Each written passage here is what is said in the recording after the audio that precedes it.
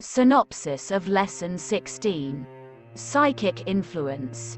Its Laws and Principles. The laws and principles underlying the power of one mind to influence and affect another mind. More than ordinary telepathy. The inductive power of mental vibrations. Everything is in vibration. Mental vibrations are much higher in the scale than are physical vibrations.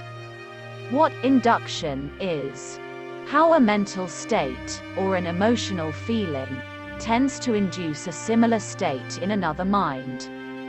Many instances cited. The different degrees of vibratory influence, and what causes the difference. The contagious effect of a strong feeling. Why does a strong desire have a dynamic effect in certain cases? The power of visualisation in psychic influence.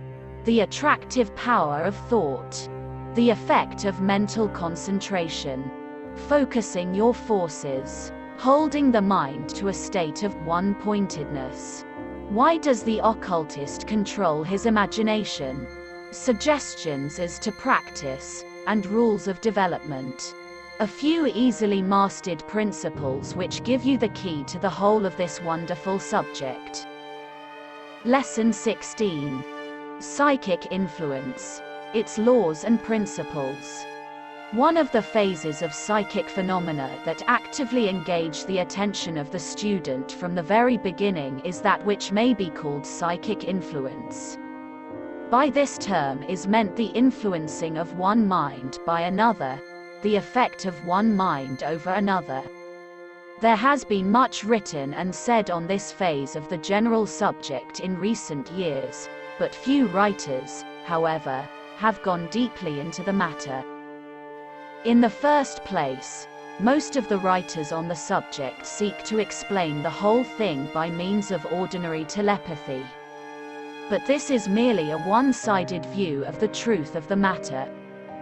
For, while ordinary telepathy plays an important part in the phenomena, still the higher form of telepathy, i.e., astral thought transference, is frequently involved. The student who has followed me in the preceding lessons will readily understand what I mean when I say this, so there is no necessity for repetition on this point at this place. At this point, however, I must ask the student to consider the idea of psychic vibrations and their inductive power. It is a great principle of occultism, as well as of modern science, that everything is in a state of vibration, everything has its own rate of vibration, and is constantly manifesting it. Every mental state is accompanied by vibration of its own plane. Every emotional state or feeling has its own particular rate of vibration. These rates of vibrations manifest just as do the vibrations of musical sound, which produce the several notes on the scale, one rising above the other in rate of vibration. But the scale of mental and emotional states is far more complex, and far more extended than is the musical scale. There are thousands of different notes, and half notes, on the mental scale. There are harmonies and discords on that scale, also. To those to whom vibrations seem to be something merely connected with sound waves, etc., I would say that a general and hasty glance at some elementary work on physical science will show that even the different shades, hues and tints of the colors perceived by us arise from different rates of vibrations.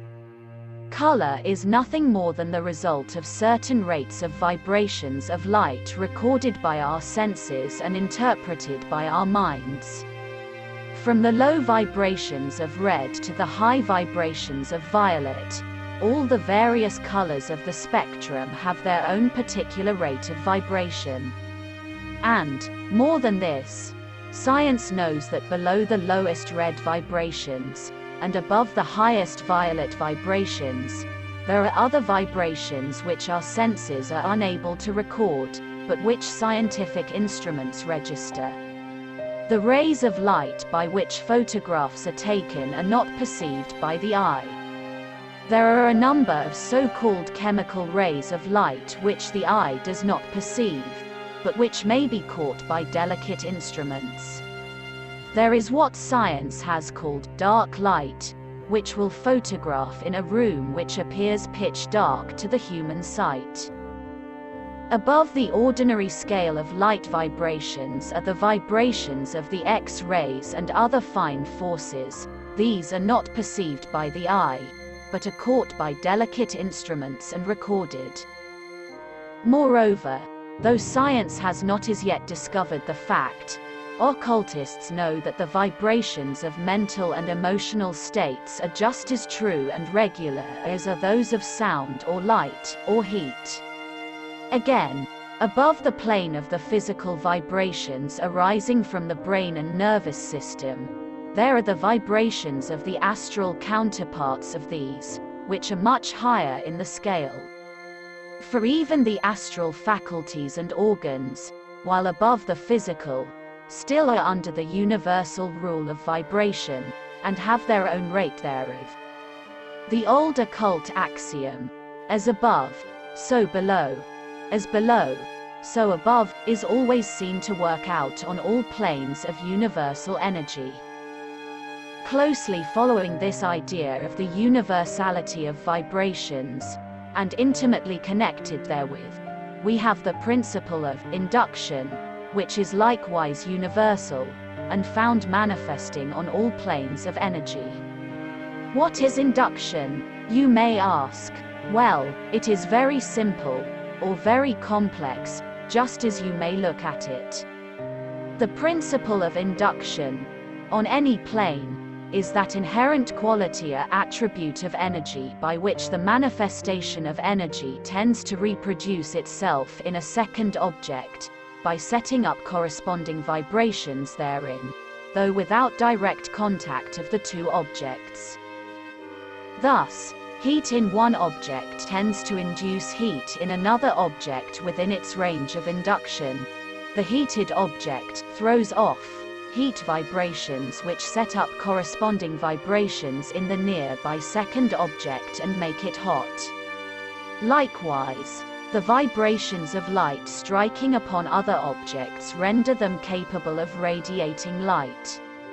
Again, a magnet will induce magnetism in a piece of steel suspended nearby, though the two objects do not actually touch each other.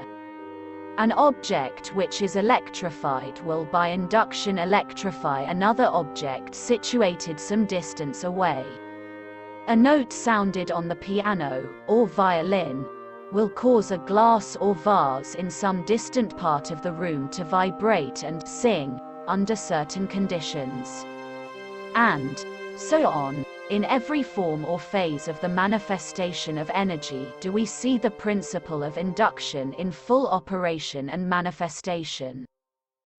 On the plane of ordinary thought and emotion, we find many instances of this principle of induction.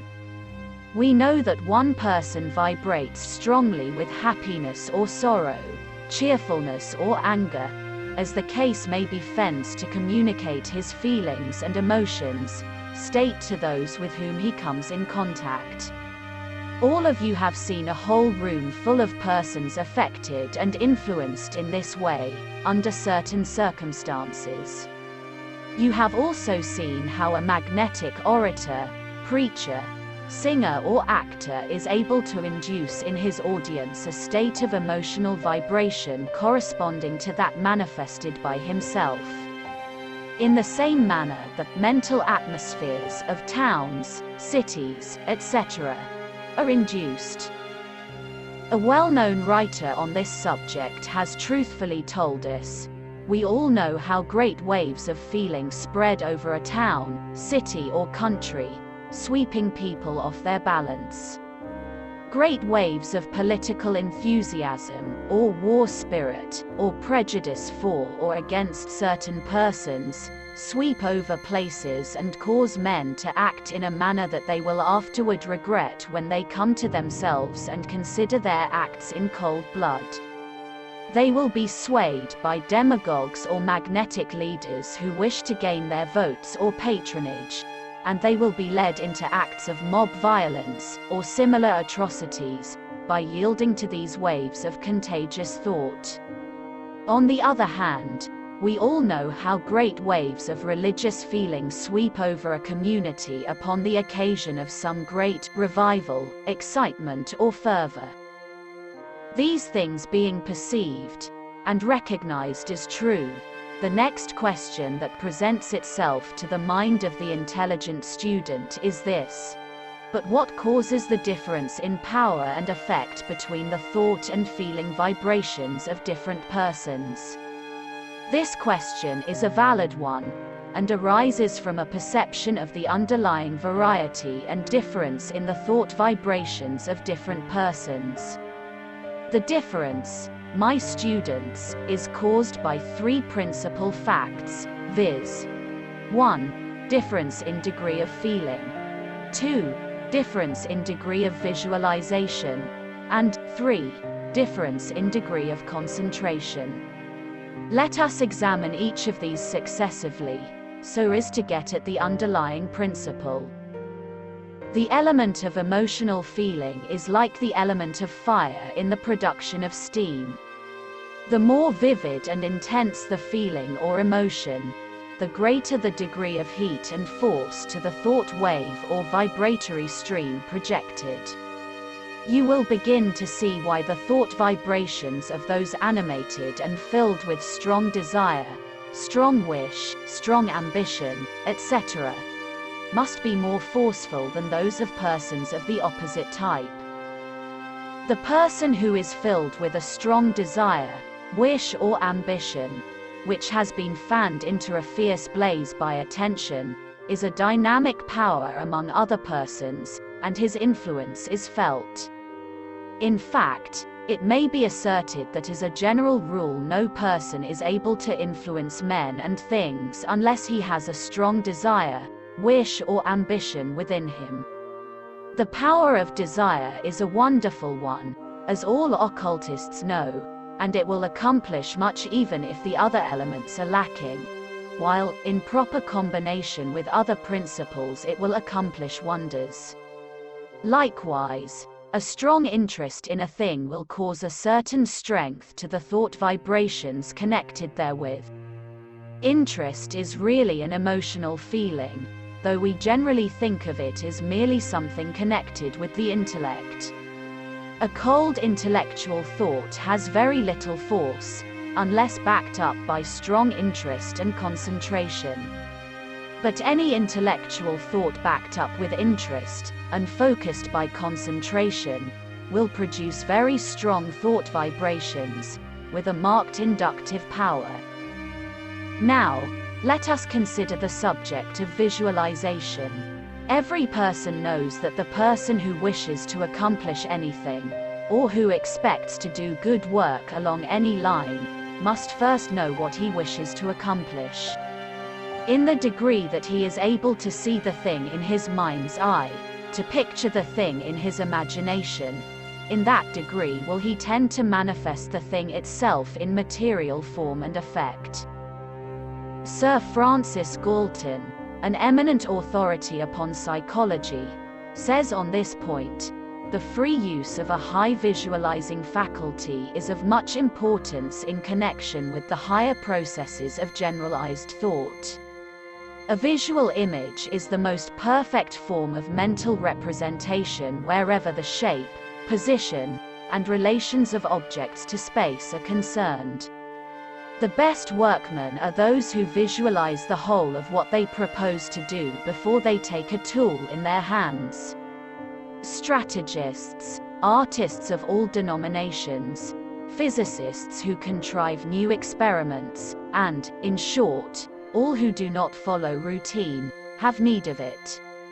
A faculty that is of importance in all technical and artistic occupations, that gives accuracy to our perceptions and justice to our generalizations, is starved by lazy disuse instead of being cultivated judiciously in such a way as will, on the whole, bring best return. I believe that a serious study of the best way of developing and utilizing this faculty, without prejudice to the practice of abstract thought in symbols, is one of the pressing desiderata in the yet unformed science of education. Not only on the ordinary planes is the forming of strong mental images important and useful, but when we come to consider the phenomena of the astral plane, we begin to see what an important part is played there by strong mental images or visualized ideas. The better you know what you desire, wish or aspire to, the stronger will be your thought vibrations of that thing, of course. Well, then, the stronger that you are able to picture the thing in your mind, to visualize it to yourself, the stronger will be your actual knowledge and thought form of that thing. Instead of your thought vibrations being grouped in nebulous forms, lacking shape and distinct figure, as in the ordinary case, when you form strong, clear mental images of what you desire or wish to accomplish, then do the thought vibrations group themselves in clear, strong distinct forms. This being done, when the mind of other persons are affected by induction, they get the clear idea of the thought and feeling in your mind, and are strongly influenced thereby. A little later on, I shall call your attention to the attractive power of thought. But at this point I wish to say to you that while thought certainly attracts to you the things that you think of the most, still the power of the attraction depends very materially upon the clearness and distinctness of the mental image, or thought visualization, of the desired thing that you have set up in your mind. The nearer you can actually see the thing as you wish it to happen, even to the general details, the stronger will be the attractive force thereof. But I shall leave the discussion of this phase of the subject until I reach it in its proper order. For the present, I shall content myself with urging upon you the importance of a clear mental image, or visualized thought, in the matter of giving force and direction to the idea induced in the minds of other persons. In order for the other persons to actually perceive clearly the idea or feeling induced in them, it is necessary that the idea or feeling be strongly visualized in the mind originating it. That is the whole thing in one sentence. The next point of importance in thought influence by induction is that which is concerned with the process of concentration. Concentration is the act of mental focusing, or bringing to a single point or center. It is like the work of the sun glass that converges the rays of the sun to a single tiny point, thus immensely increasing its heat and power. Or, it is like the fine point of a needle that will force its way through where a blunt thing cannot penetrate. Or, it is like the strongly concentrated essence of a chemical substance, of which one drop is as powerful as 1 pint of the original thing. Think of the concentrated power of a tiny drop of attar of roses. It has within its tiny space the concentrated odor of thousands of roses. 1 drop of it will make a pint of extract, and a gallon of weaker perfumery. Think of the concentrated power in a lightning flash, as contrasted with the same amount of electricity diffused over a large area. Or, think of the harmless flash of a small amount of gunpowder ignited in the open air, as contrasted with the ignition of the same amount of powder compelled to escape through the small opening in the gun barrel. The occult teachings lay great stress upon this power of mental concentration. All students of the occult devote much time and care to the cultivation of the powers of concentration, and the development of the ability to employ them. The average person possesses but a very small amount of concentration, and is able to concentrate his mind for but a few moments at a time. The trained thinker obtains much of his mental power from his acquired ability to concentrate on his task. The occultist trains himself in fixing his concentrated attention upon the matter before him, so as to bring to a focal center all of his mental forces.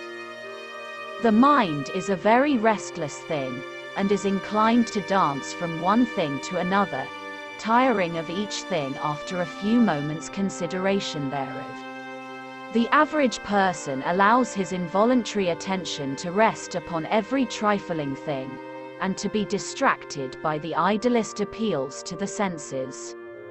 He finds it most difficult to either shut out these distracting appeals to the senses, and equally hard to hold the attention to some uninteresting thing. His attention is almost free of control by the will, and the person is a slave to his perceptive powers and to his imagination, instead of being a master of both. The occultist, on the contrary, masters his attention and controls his imagination. He forces the one to concentrate when he wishes to do so, and he compels the latter to form the mental images he wishes to visualize. But this is a far different thing from the self-hypnotization which some people imagine to be concentration. A writer on the subject has well said, "The trained occultist will concentrate upon a subject or object with a wonderful intensity, seemingly completely absorbed in the subject or object before him, and oblivious to all else in the world. And yet, the task accomplished, or the given time expired, he will detach his mind from the object and will be perfectly fresh, watchful and wide awake to the next matter before him." There is every difference between being controlled by involuntary attention, which is a species of self-hypnotization, and the control of the attention, which is an evidence of mastery. An eminent French psychologist once said, "The authority of the attention is subject to the superior authority of the ego. I yield it, or I withhold it, as I please. I direct it in turn to several points. I concentrate it upon each point, as long as my will can stand the effort." In an earlier lesson of this series, I have indicated in a general way the methods whereby one may develop and train his powers of concentration. There is no royal road to concentration. It may be developed only by practice and exercise. The secret consists in managing the attention, so as to fix it upon a subject, no matter how uninteresting, and to hold it there for a reasonable length of time.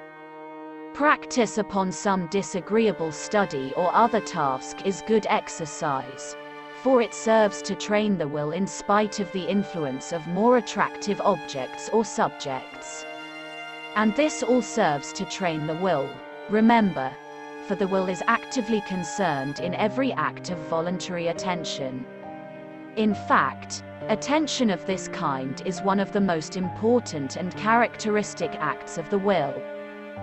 So, as you see, in order to be successful in influencing the minds of others by means of mental induction, you must first cultivate a strong feeling of interest in the idea which you wish to induce in the other person, or a strong desire to produce the thing. Interest and desire constitute the fire which generates the stream of will from the water of mind, as some occultists have stated it. Secondly, you must cultivate the faculty of forming strong and clear mental images of the idea or feeling you wish to induce. You must learn to actually see the thing in your imagination, so as to give the idea strength and clearness. Thirdly, you must learn to concentrate your mind and attention upon the idea or feeling, shutting out all other ideas and feelings for the time being. Thus you give concentrated force and power to the vibrations and thought forms which you are projecting. These three principles underlie all of the many forms of mental induction, or mental influence. We find them in active operation in cases in which the person is seeking to attract to himself certain conditions, environment, persons, things, or channels of expression, by setting into motion the great laws of mental attraction. We see them also employed when the person is endeavoring to produce an effect upon the mind of some particular person, or number of persons. We see them in force in all cases of mental or psychic healing, under whatever form it may be employed. In short, these are general principles, and must therefore underlie all forms and phases of mental or psychic influence. The sooner the student realizes this fact, and the more actively he sets himself to work in cultivating and developing these principles within himself, the more successful and efficient he will become in this field of psychic research and investigation. It is largely in the degree of the cultivation of these three mental principles that the occultist is distinguished from the ordinary man. It may be that you are not desirous of cultivating or practicing the power of influencing other persons psychically. Well, that is for you to decide for yourself. At any rate, you will do well to develop yourselves along these lines, at least for self-protection. The cultivation of these three mental principles will tend to make you active and positive, psychically, as contrasted with the passive, negative mental state of the average person.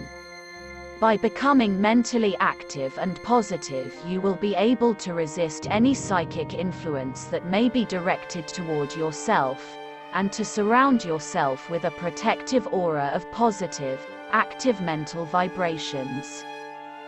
And, moreover, if you are desirous of pursuing your investigations of psychic and astral phenomena, you will find it of great importance to cultivate and develop these three principles in your mind.